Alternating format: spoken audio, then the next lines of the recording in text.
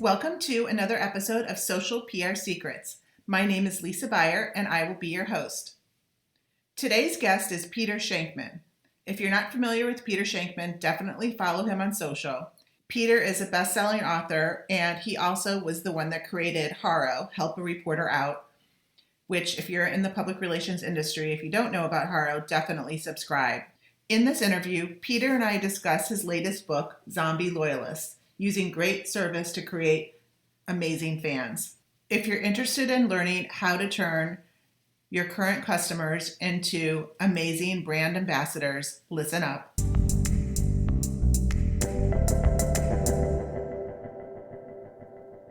Hi, everybody. So I have some exciting news to share and a great guest today. Peter Shankman, the author of Zombie Loyalists, is here with us today to introduce our project and to give us a little bit of advice and tips on how to create zombie loyalists. So, hey, Peter, how are you? Doing well. Thanks for having me.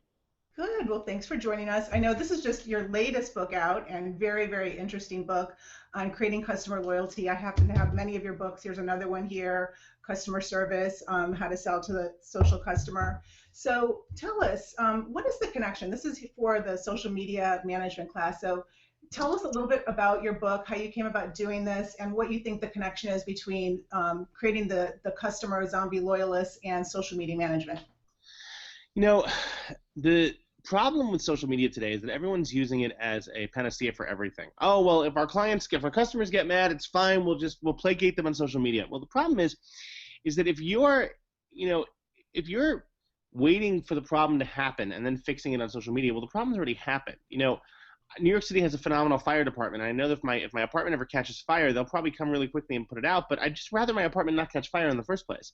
So, instead of focusing so much on how to placate on social or how to talk on social or tell people you're great on social, if you focus on creating an amazing experience in the first place, you don't have to be apologizing on social all the time, and more importantly, you will create an experience that a customer wants to share.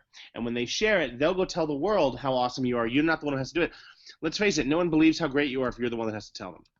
Exactly. And I'm sure as the audience has probably experienced good experiences and also bad experiences when it comes to customer service. We've all been victims of it. But it's a whole different world with social media. So social media can really make it or break it. No question about it. It's so true. And you come from a traditional public relations background and have really been just an icon, maverick, and taking public relations to the next level. You're always one step ahead, and this book is one example of it. So the project that I gave our students here at University of Florida Social Media Management is to read your book cover to cover and then write a blog post that relates to your book but also leans on their experiences that they may or may not have had from a customer service standpoint. So the challenge is out to the students to do that. So as we kick that off, can we ask you a couple of questions and some tips? Sure, go for it. So what are some actionable tips that you can share that students could apply, you could apply today that might make a difference, whether it's them trying to find a job in social media or their future, maybe they're working as an intern on a social media management front lines. What are some tips that you can share with us that have to do with creating zombie loyalists? I think one of the first things I'd recommend is the concept that, everything you do for the rest of your life will now be forever online, right? So you want to be aware of everything you're posting, everything you're talking about. Just because you were out with friends and drunk is no longer an excuse. Because when I'm stone cold sober and researching you to hire you or researching you for whatever, and I see that, that's a problem. I think the first thing to be aware of is that everything lives forever online, and it's no one else's fault if your brand isn't seen the way you want it to be. It's not Twitter's fault. It's not anyone's fault. It's your fault. So it's really important that you be aware of everything you're saying and everything you're doing online. And how can they do that? What are some things that they can do to make a difference? I follow a simple rule. I'm of the belief that if before I post anything, I simply ask myself, will this offend or would it embarrass me for this to be seen by a parent, a teacher, a boss? Would it be embarrassing for my daughter in 10 years, you know? And so you just want to be aware. My usual rule is if I have to think for more than a half a second, I don't post it. Okay. You want to So, make sure that, again, everything you do is not your brand. You want to make sure that you're doing the right thing. and what if you're in an internship position in social media management? What are some actionable things that they can be on the lookout for to help attract the army of zombie loyalists? Everyone hates self-promotion. Self-promotion is kind of like the band Nickelback. No one really likes that. But on the flip side, everyone loves help. And if you can figure out a way to show, if you're the first thing people think of, if you're what people think of when they are doing their like, hey, I need someone to help me do this. Who should I call? You know what? I'll call Peter. If you're the top of mind, if you're the first thing people are thinking of, then that's going to benefit them, and they want to be able to see that. They want to know that you're the one doing good things. They'll call you, and when they call you, you become relevant to them. And the more relevant to them you are, the better chance you have of being seen as that expert. Okay, great. So now let's reverse it. So now the personal brand is the student or is me or is you, but from the student standpoint, how could you reverse it and how can the student what can the student do to create, or anybody in a profession do to create their own zombie loyalists, to create their own, what can they do from the student standpoint? Well, look, we expect, especially when you're a kid, everyone expects college kids to be, not on the game, screwing around, not taking things seriously. No one says you have to be perfect. All that you can be, if you're just one level above crap, people expect people and brands and everything not to be their best. If you can just be one level above blah, chances are you're going to be better than 99% of the people out there. And if you can do that, people will be thrilled with you. Okay, great. Good advice.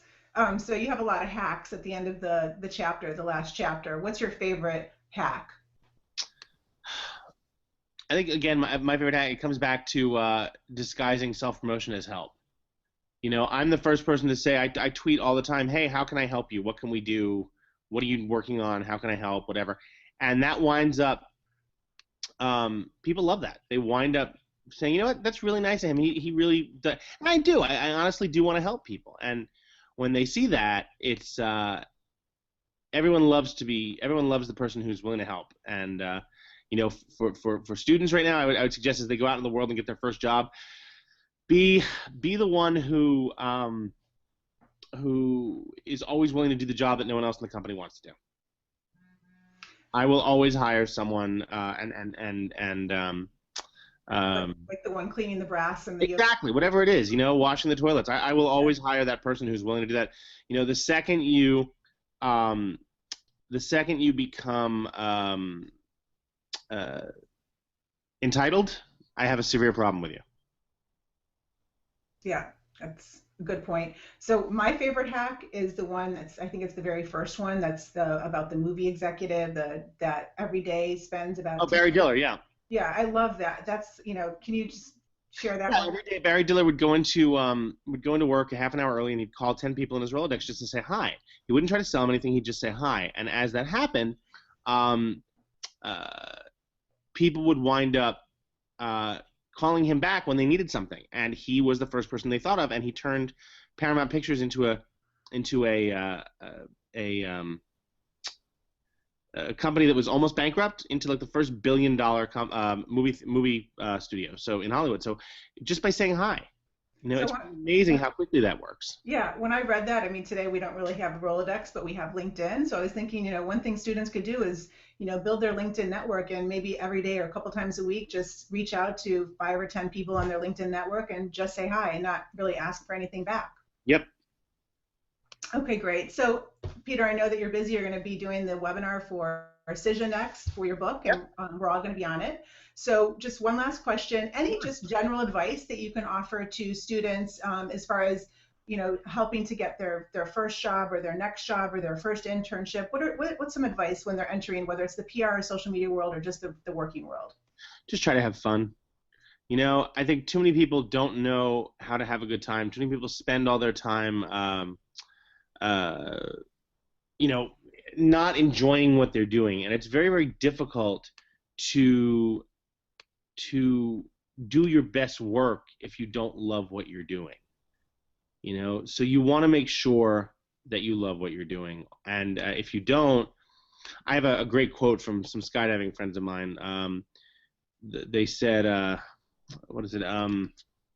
If you can't change the people around you, change the people around you. So basically, if you're not in love with what you're doing, you need to figure out something to do that you will be in love with. Love that. Okay. Any last words before we end this one, and we'll move on to your book and your webinar? Life's too short. Just have fun. Okay. Thank you so much, Peter, for joining us at the University of Florida Social Media Management class. I really appreciate it. And you can follow Peter at Peter Shankman on Twitter. Yes, on all. I heard it said yesterday. You can find me on all the socials. That term really bothers me, but yes, apparently I'm on all the socials. It's at Peter Shankman. Well, you should be. Okay, guys, take care. All right. Thank you.